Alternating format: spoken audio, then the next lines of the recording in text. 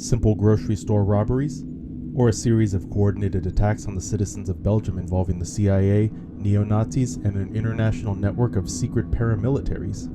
The Brabant Killers were a notorious group of criminals responsible for a series of hyper-violent and high-profile, brutal armed robberies, tortures, and cold-blooded murders in Belgium during the early to mid-1980s. Between 1981 and 1985, the Brabant Killers established a reputation for extreme violence through their hair-raising crime spree.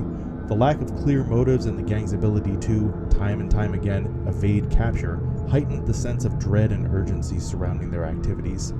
The crime spree came to a head on November 9, 1985, with the robbery of a Delhaize supermarket in the town of Aalst. The group opened fire on a family of four as they approached, killing the father, mother, and daughter, while the family's son managed to run inside. Once in the store, the gang fired indiscriminately at employees and customers, in some cases even chasing victims around the store before shooting them down. In all, 8 people were killed, with several others being wounded. The group members were reported to have laughed and even roared animalistically as they fired into the crowd of terrified shoppers.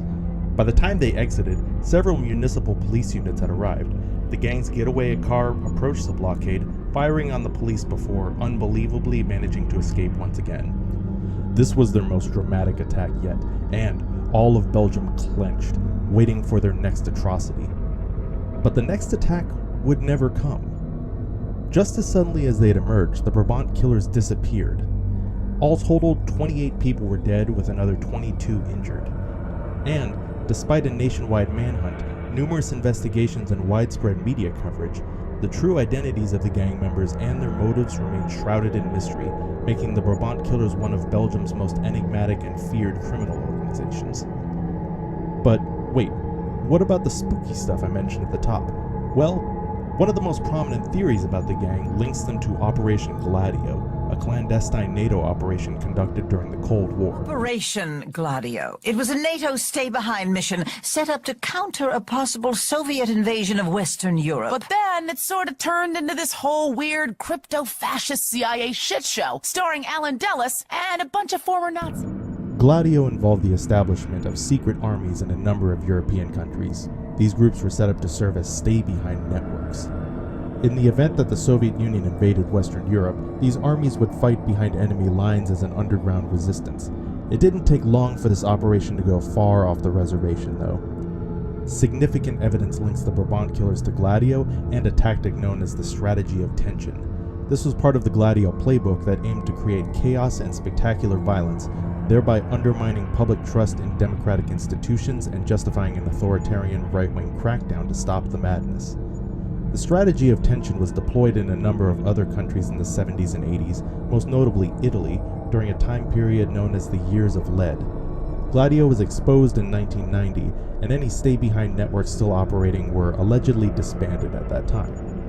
Against the backdrop of the Soviet Union's collapse, there was seemingly little need for these secret armies anymore. But investigations into the Brabant Killers have uncovered links to very sketchy figures and groups, including a Belgian neo-Nazi organization called the Westland New Post. Other suspect characters, like a former gendarme officer named Madani Bohush, have been directly linked to the Brabant Killers by some pretty damning evidence as well.